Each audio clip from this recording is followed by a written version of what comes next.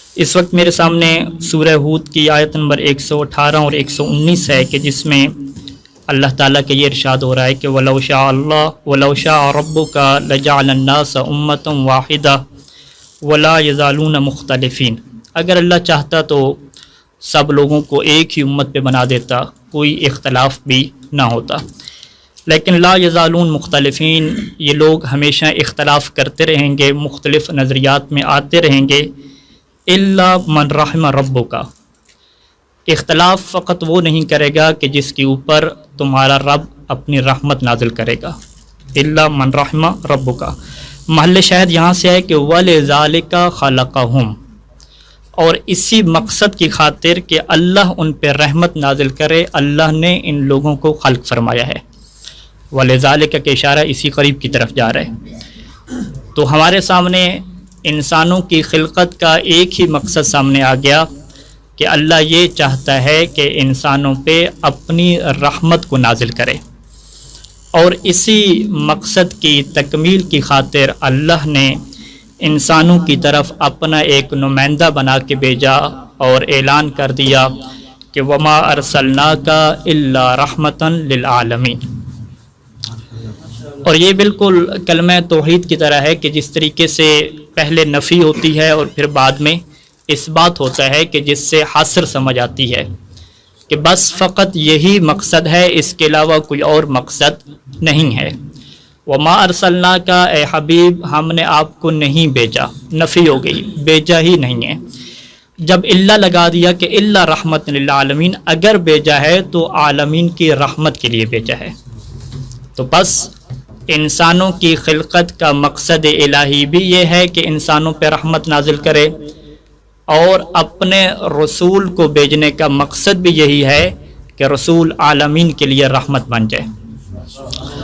اب یہاں پہ دو طرح کی بحثیں تفاسیر میں علماء کرام اور مفسرین مطرح فرماتے ہیں۔ ایک بحث کہ رحمت کسے کہتے ہیں، رحمت کے کیا معنی ہیں، رحمت کی کیا اقسام ہیں، اور دوسری بحث کہ عالمین سے کیا مراد ہے۔ عالمین سے کچھ مفسرین کا بلکہ اکثریت کی تعداد کا یہی کہنا ہے کہ عالمین سے وہی مراد ہے کہ جو الحمدللہ رب العالمین میں ہے، کہ تمام کے تمام جہاں، چاہے وہ جن ہوں، چاہے وہ انسان ہوں، چاہے وہ فرشتے ہوں، چاہے وہ جمادات ہوں، چاہے وہ نباتات ہوں، دنیا میں کوئی بھی مخلوق کے نام کی کوئی بھی چیز موجود ہو، جو بھی اللہ کی مخلوق ہو، وہی یہاں پہ مراد ہے کہ جس طرح سے تمام حمد اس اللہ کے لیے ہے کہ جو عالمین کا تمام جہانوں کا رب ہے، اسی طرح سے اللہ کے رسول بھی تمام جہانوں کے لیے اور تمام چیزوں کے لیے رحمت بن کے آئے ہیں۔ جب یہ معنی آتا ہے تو پھر یہاں پہ سوال اٹھتا ہے کہ پھر ہمیں یہ واضح کیجئے اور بتلائیے کہ اگر رسول رحمت ہیں تو پہاڑوں کے لیے کیسے رحمت ہیں، آسمانوں کے لیے کیسے رحمت ہیں، اگر رحمت ہیں تو فرشتوں کے لیے کیسے رحمت ہیں، انسانوں میں آ جائیں تو کفار کے لیے کیسے رحمت ہیں۔ یہ سوال سارے کے سارے یہیں سے جنم لے لیتے ہیں۔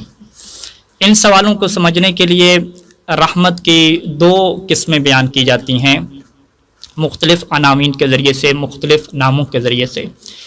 ایک کو رحمت تکوینی کہہ سکتے ہیں اور ایک کو رحمت تشریعی کہہ سکتے ہیں۔ رحمت تکوینی یعنی خود اللہ کے رسول کا وجود، خود ان کا وجود ہی رحمت ہے، چاہے کوئی ان کے پاس جا کے ان سے رحمت حاصل کرے یا حاصل نہ کرے، ان کا وجود تمام کائنات کے لیے، تمام جہانوں کے لیے رحمت بن گیا ہے۔ اور اس کے لیے جو چیز پیش کی جاتی ہے اس میں سے سب سے پہلے وہ روایات پیش کی جاتی ہیں کہ جس کے اندر یہ بیان ہوا کہ سب سے پہلے اللہ نے نور محمدی کو خلق فرمایا، اور اس کے بعد جتنی بھی مخلوقات ہیں سب کو اسی نور سے خلق فرمایا۔ ایک یہ روایات شاہد کے طور پہ لے کر آتے ہیں۔ اور اس کے علاوہ مقصد خلقت کے افلاک کو پیدا کرنے کا مقصد، یہ سب چیزوں کا مقصد اس وقت تک ان چیزوں کو پیدا نہ کیا جاتا جب تک اللہ کے رسول کو پیدا نہ کیا جاتا۔ الکافی میں بھی ایک روایت ہے کہ جسے جو ہے وہ مرحوم کلینی نے اپنی سند کے ساتھ ذکر کیا ہے، اور یہ وہ مشہور زیارت ہے کہ جسے امام صادق علیہ السلام نے یونس کو تعلیم دیا تھا۔ ایک مرتبہ درود پڑھ لیں سارے مل کے۔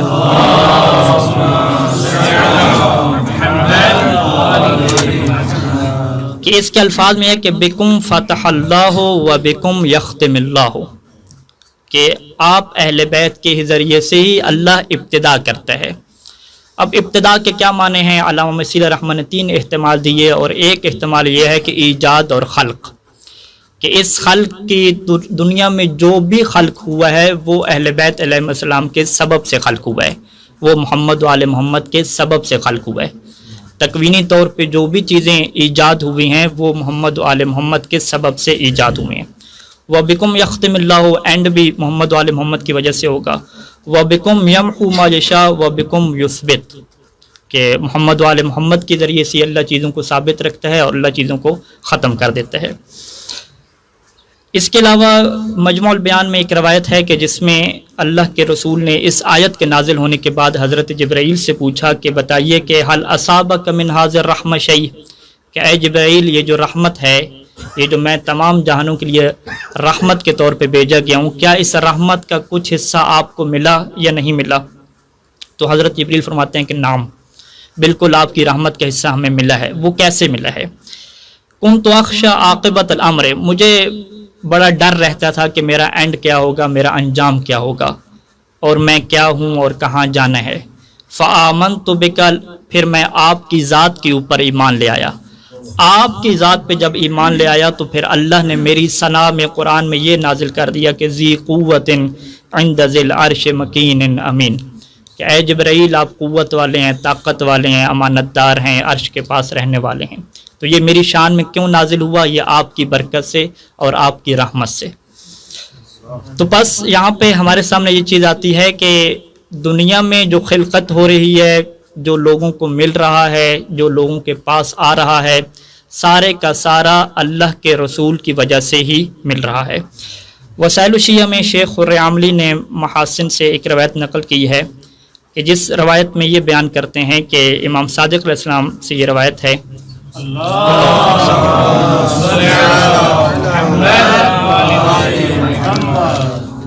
کہ ان ابا حنیفہ اکل معہو، کہ ابو حنیفہ نے جو ہے وہ صادق آل محمد کے ساتھ کھانا تناول فرمایا، دونوں کھانا کھا رہے تھے۔ فلما رفع صادق یدہ من اکلی، جب کھانا کھا چکے اور صادق آل محمد نے اپنے ہاتھ بلند کیے تو ہاتھ بلند کر کے انہوں نے کیا پکارا، وہ پکار کو آپ دیکھیے گا۔ صادق علیہ محمد فرماتے ہیں کہ الحمدللہ رب العالمین اللہم ھذا منک و من رسولک، کہ تمام حمد ہے اس رب کے لیے جو عالمین کے لیے ہے۔ اللہم، اے اللہ، ھذا، یہ جو کھانا ہے، منک و من رسولک، یہ تیری طرف سے ہمیں نصیب ہوا ہے اور تیرے رسول کی طرف سے ہمیں ملا ہے۔ اب جب یہ بات ابو حنیفہ نے فوراً دیکھی تو فوراً ہی صادق آل محمد پہ شرک کا فتویٰ لگا دیا اور کہتا ہے کہ یا ابا عبداللہ اجعلت مع اللہ شریکن، کہ آپ اللہ کے ساتھ شریک ٹھہرا رہے ہیں اور کہہ رہے ہیں کہ اللہ کی حمد ہو کہ یہ کھانا جو ہے وہ اے اللہ تیری طرف سے ہے اور تیرے رسول کی طرف سے ہے۔ آپ خود غور فرمائیں کہ رسول کو گزرے ہوئے کتنا عرصہ ہو چکا ہے۔ اب اللہ کے رسول نے تو غنیمت کے طور پہ کچھ نہیں بھیجا ہوگا، لیکن پھر بھی صادق آل محمد کی زبان سے جب یہ جملے نکلے ہیں تو ابو حنیفہ نے فتویٰ لگا دیا۔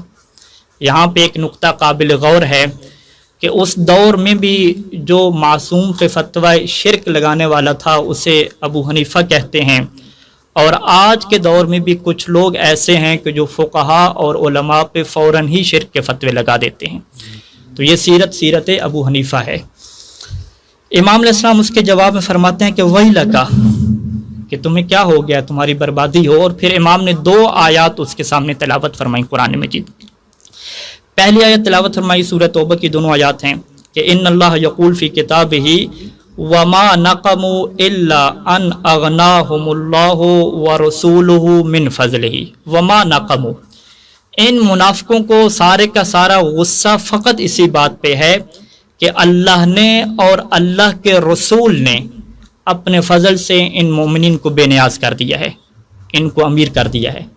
مسئلہ یہاں پہ غنیمت کا نہیں ہے، اگر مسئلہ غنیمت کا ہوتا تو صادق آل محمد یہ آیت پڑھ کے استدلال نہ کرتے۔ اس کا مطلب ہے کہ مومنین کے پاس جو بے نیازی ہے، مومنین کے پاس جو کچھ مل رہا ہے وہ اللہ کی طرف سے ہے اور اللہ کے رسول کی طرف سے ہے۔ پھر دوسری آیت ارشاد فرمائی کہ وَيَقُولُ فِي مَوْضِعٍ آخر وَلَوْ أَنَّهُمْ رَضُوا مَا آتَاهُ اللَّهُ وَرَسُولُهُ، کہ اگر یہ لوگ راضی ہو جاتے اسی رزق پہ، اسی بات پہ، اسی مال پہ کہ جو اللہ نے انہیں عطا کیا ہے اور اللہ کے رسول نے عطا کیا ہے، راضی ہو جاتے اور کیا کہتے؟ یہ کہتے کہ حسبنا اللہ سیؤتینا اللہ من فضلہ ورسولہ، یہ کہتے کہ اللہ ہمارے لیے کافی ہے اور ان قریب اللہ اپنے فضل سے دے گا اور اللہ کا رسول بھی اپنے فضل سے ہمیں دے گا۔ یہ والے جملے کہتے تو ان لوگوں کے پاس کیا ہوتا؟ پھر آگے کیا مکمل آیت ہے۔ ان دو آیات میں اللہ کے ساتھ رسول کے عطا کرنے کا ذکر موجود ہے۔ جب یہ آیات ابو حنیفہ کے سامنے پڑھی تو اب روایت کے یہ جملے ہیں کہ فقال ابو حنیفہ واللہ لکأنی ما قرأتہما قط، مجھے ایسا لگ رہا ہے کہ گویا کہ یہ دو آیتیں میں نے اپنی زندگی میں کبھی پڑھی نہیں ہوں، کہ اللہ بھی عطا کرتا ہے اور اللہ کا رسول بھی اس کے ساتھ عطا کرتا ہے۔ ایک مرتبہ درود مارک پڑھنے سارے مل کے۔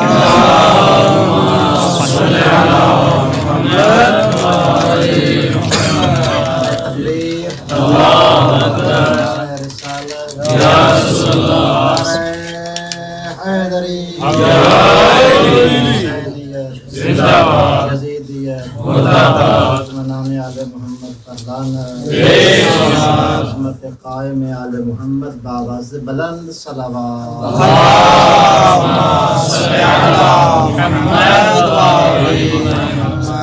بس اس کا مطلب ہے کہ ابھی جو ہم نے پانی پیا، ابھی جو ہم کھا پی رہے ہیں، وہ صادق آل محمد نے جن قرآن کی آیات سے استدلال فرمایا کہ یہ سب اللہ کی بھی عطا ہے اور اللہ کے رسول کی بھی عطا ہے اور اس میں کوئی شرک کا پہلو بھی نہیں ہے۔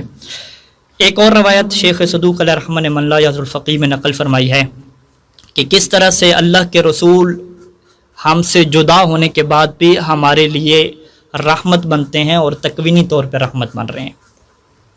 روایت کیا ہے کہ اہل بیت علیہ السلام نقل فرماتے ہیں کہ قال النبی، کہ اللہ کے نبی نے یہ فرمایا کہ حیاتی خیر لکم و مماتی خیر لکم، کہ میری زندگی بھی تمہارے لیے خیر اور رحمت ہے اور میرا تم سے اٹھ جانا بھی تمہارے لیے خیر اور رحمت ہے۔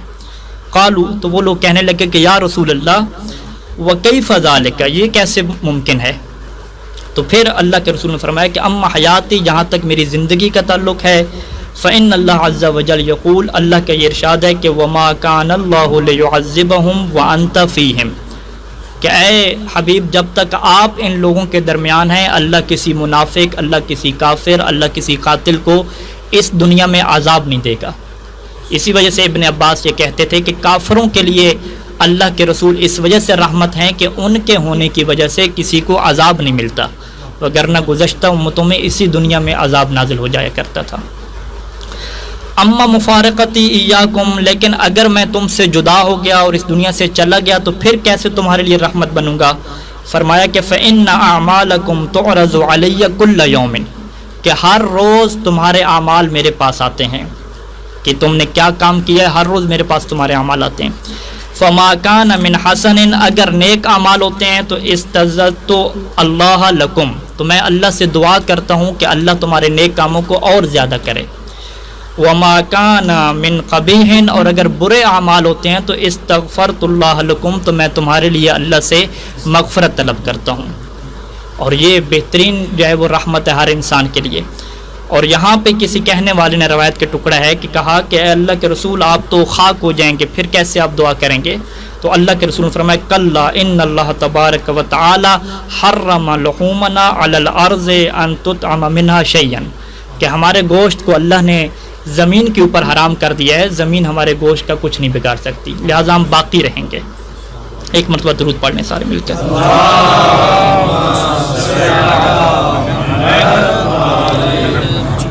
تکوینی رحمت کے ایک پہلو کے ایک اور روایت سے میں واضح کر کے اگلی جو ہے وہ دوسری رحمت کی قسم میں داخل ہوں گا۔ الکافی میں پورا باب موجود ہے کہ جس باب کا مرحوم کلینی نے یہ نام رکھا ہے کہ عرض الاعمال عن النبی والائمۃ، کہ ہم سب لوگوں کے اعمال جو کچھ ہم کرتے ہیں وہ نبی کو پیش کیے جاتے ہیں اور اہل بیت علیہ السلام کو پیش کیے جاتے ہیں۔ انہی روایات میں جو ہے وہ اہل بیت علیہ السلام قرآن کی آیت سے استدلال کرتے تھے کہ جس میں یہ ارشاد ہو رہا ہے کہ اعملوا فسیر اللہ عملکم ورسولہ والمؤمنون، کہ تم سب لوگ عمل کرو، تمہارے عمل کو دیکھنے والا کون کون ہے؟ اللہ بھی تمہارے اعمال کو دیکھ رہا ہے، اللہ کا رسول بھی تمہارے اعمال کو دیکھ رہا ہے، اور مؤمنون کہ امام نے فرمایا کہ قالہم الائمہ، اور ائمہ علیہم السلام بھی تمہارے اعمال کو دیکھ رہے ہیں۔ اسی وجہ سے صادق آل محمد کسی محفل میں بیٹھے تھے اور فرمایا کہ ما لکم تسوؤون رسول اللہ، کہ تمہیں کیا ہو گیا ہے کہ تم اللہ کے رسول کو تکلیف پہنچاتے ہو، تم اللہ کے رسول کو اذیت دیتے ہو۔ تو لوگوں نے کہا کہ فقال رجل کیف، کہ ہم اللہ کے رسول کو کیسے تکلیف دے رہے ہیں؟ فرمایا کہ اما تعلمون، کیا تمہیں اس بات کا علم نہیں ہے کہ ان اعمالکم تعرض علیہ، کہ تمہارے اعمال رسول کو پیش کیے جاتے ہیں۔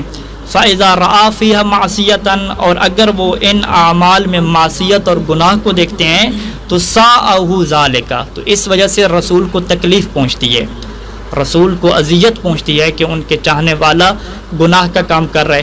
فلا تسوء رسول اللہ وسروہ، پس اللہ کے رسول کو کبھی اذیت نہ دو بلکہ نیک اعمال کر کے اللہ کے رسول کو خوش کرو۔ تو یہاں پہ صادق آل محمد ایک اور پہلو بھی بیان فرما رہے ہیں کہ فقط خوشنودی پروردگار آپ کے اعمال کا معیار نہیں ہونا چاہیے، بلکہ اللہ کے رسول کی خوشنودی اور ان کا سرور بھی آپ کے اعمال کا ایک معیار ہونا چاہیے۔ ایک مرتبہ پھر درود پڑھ لیجیے سارے مل کے۔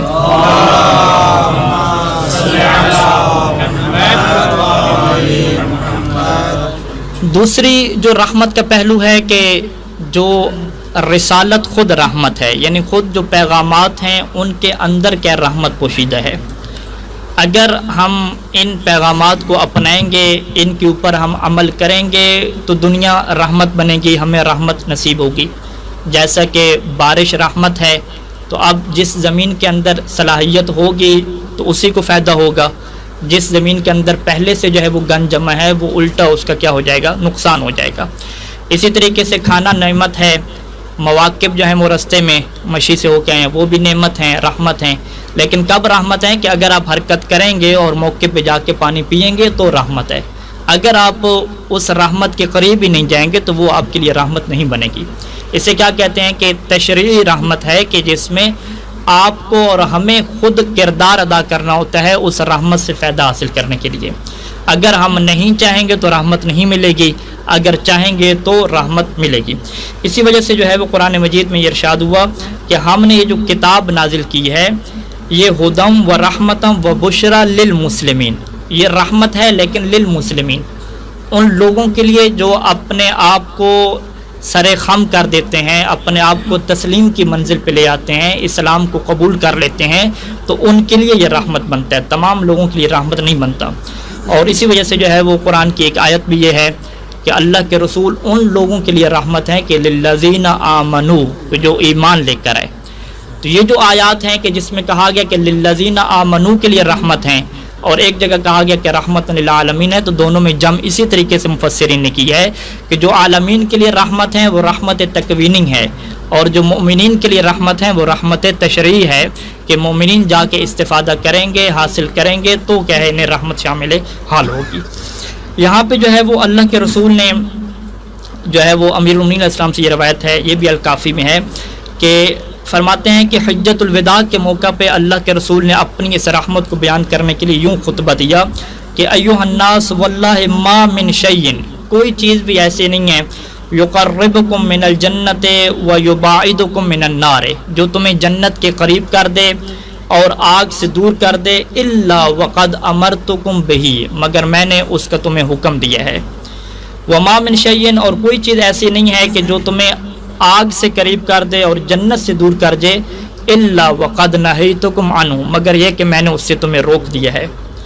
اور پھر اس کے بعد جو ہے وہ اللہ کے رسول نے بہت ساری چیزوں کا ذکر فرمایا۔ تو یہ بہت بڑی رحمت ہے کہ انسان کو پتہ چل جائے کہ کون سے ایسے اعمال ہیں، کون سے ایسے جو ہے وہ کردار ہیں کہ جن کو انسان اپنائے گا تو اس کے اوپر اللہ کی رحمت نازل ہو جائے گی۔